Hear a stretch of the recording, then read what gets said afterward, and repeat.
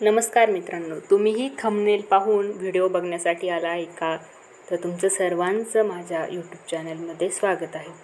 तर मग श्रावणात नॉनव्हेज का खाऊ नये याबद्दल आपण धार्मिक आणि वैज्ञानिक जी कारणे आहे ते बघणार आहोत.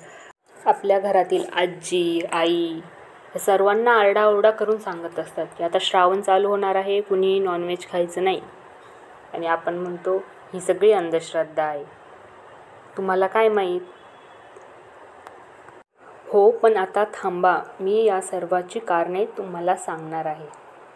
या सगळ्याच्या तळाशी जोडलेलं आहे हे आपल्या निसर्गाचं चक्र, आपलं आरोग्य आणि हजारो वर्षांची जुनी परंपरा यात आहे. आणि सायंटिफिक दृष्टिकोनातून पाहिलं तर कोंबडी, मासे आणि समुद्रातील जीवांचा हाच प्रजनन काळ असतो. तसंच श्रावणातील दमट आणि कमी प्रकाश असलेल्या वातावरणात कोंबड्यांच्या शरीरात हार्मोनल बदल होत असतात. तसंच आपण बघतो पावसाळ्यात गवतावर भरपूर प्रमाणात कीड आलेली असते आणि तीच कीड बकरी, मेंढ्या खातात. हे खात असल्यामुळे विशेष आजार निर्माण होण्याची संभावना असते.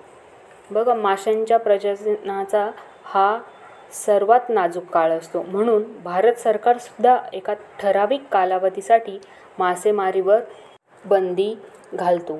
म्हणजे त्यांना या काळात मारणं, त्यांच्या वंशवृद्धीला आणि प्रजातींना आळा घालणं आहे की नाही बरोबर?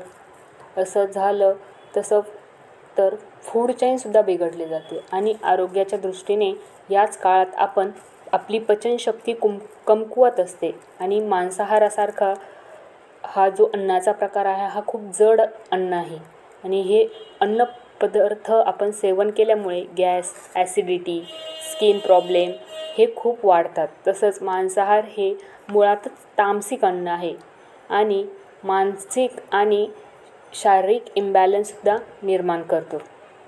आणि सर्वात महत्त्वाचं, याच काळात आपला निसर्ग पुन्हा बहरायला लागतं.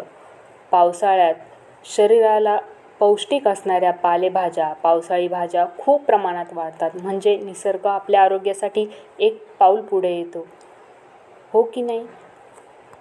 आणि हो, श्रावण हा एक आध्यात्मिक महिना आहे. यात भगवान शंकराची पूजा केली जाते आणि ती का केली जाते हे तुम्हाला जाणून घ्यायचे असेल तर व्हिडिओला लाईक करा आणि कमेंट करा. मी श्रावण महिन्यात शंकराची का पूजा केली जाते किंवा शंकराला एवढा का मान दिला जातो हा नवीन व्हिडिओ आवडला असेल तर चॅनलला सबस्क्राईब करा, लाईक करा, कमेंट करा. व्हिडिओ शेवटपर्यंत बघितल्याबद्दल तुमचे सर्वांचे मनापासून धन्यवाद.